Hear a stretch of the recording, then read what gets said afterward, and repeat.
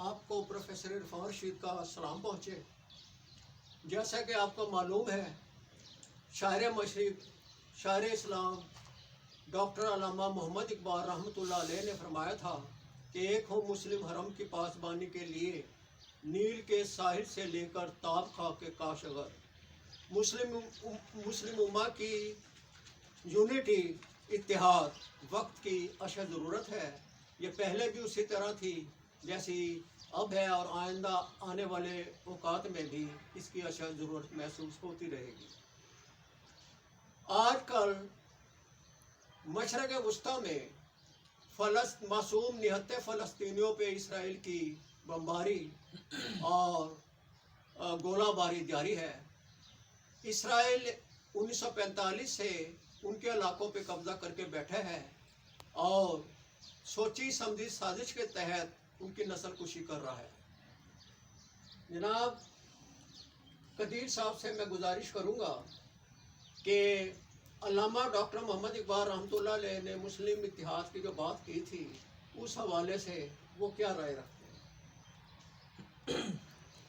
بسم اللہ الرحمن الرحیم۔ جو اتحاد ہمیں چاہیے امت مسلمہ، وہ بھی ہم میں نہیں ہے۔ جو اسلامی ممالک کو ضرورت ہے جس چیز کی بہت اشد، وہ نہیں ہے۔ اس کی وجہ سے ہی میں کہوں گا کہ اتحاد نہ ہونے کی وجہ سے ہی اسرائیل میں اتنی ہمت آئی ہے کہ اس نے تقریباً 6 ماہ سے فلسطینیوں پہ بمباری کر رہے ہیں، اور لگاتار 35,000 پلس سے بھی بچے، بوڑھے، جوان، عورتیں، سب کی نسل کشی وہ کر رہے ہیں۔ ان کو دلیری اسی وجہ سے ملی ہے کہ مسلمان آپس میں جو ہے وہ انتشار کا شکار ہے۔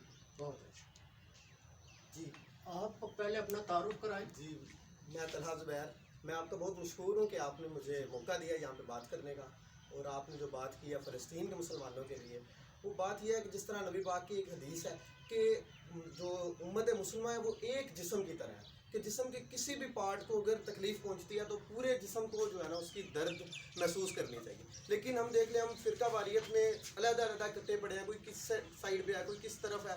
تو میرا تو سب سے پہلے یہی بات کرنے کا مقصد یہی ہے کہ سب سے پہلے تو ہمیں ایز اے مسلمان بن کے رہنا چاہیے، تاکہ ہم ایک مسلمان بن کے رہیں، پھر ہی ہمارے اندر طاقت اور قوت آ سکے گی، تاکہ ہم کفر کی یا یہود و نصارہ کی سازشوں کو سمجھ سکیں اور ان کے بہت شکریہ یہ جناب طلحہ زبیر صاحب۔ تو اسی حوالے سے میرے ذہن میں اپنی غزل کے چند اشعار آ رہے ہیں۔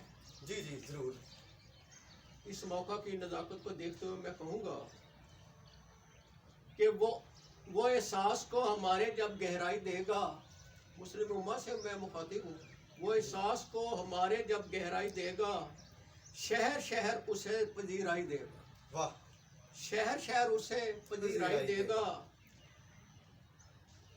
رہے ذہن میں گر تیرے غمزہ گل، رہے خوش تر کو یہ رانائی دے گا۔ کیا بات! رہے خوش تر کو یہ رانائی دے گا، مقلد عشق ہے عرفان تیرا کشادگی میں، رہ کے مانوس یہ تجھے ہم نوائی دے گا۔ اور ایک اور میری نظم کے چند کچھ اشعار میں پیش کروں گا۔ گلوں سے نخل تمنا سجائیں گے ہم بھی، میرے وطن تجھے جنت بنائیں گے ہم بھی، صدا اذان کی گونجے گی گوشے گوشے میں، فصیل کفر کو ہر سو گرائیں گے ہم بھی۔ وہ وقت آئے گا عرفان دیکھنا ایک دن، وہ وقت آئے گا عرفان دیکھنا ایک دن،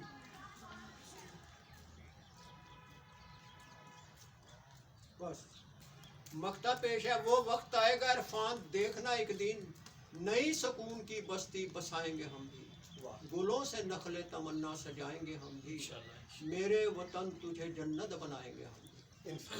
بہت شکریہ اس محفل میں تشریف لائے اور ہمیں موقع ملا کہ امت اسلامیہ کے اتحاد کے حوالے سے کچھ بات کر سکے۔ جیسا کہ ارشاد باری تعالیٰ ہے، وَتَعْصِمُوا بِحَبْلِ اللَّهِ جَمِيعًا وَلَا تَفَرَّقُوا، کہ مضبوط پکڑو رسی اللہ کی اور آپ اس میں تفرقہ نہ ڈالو۔ بہت شکریہ۔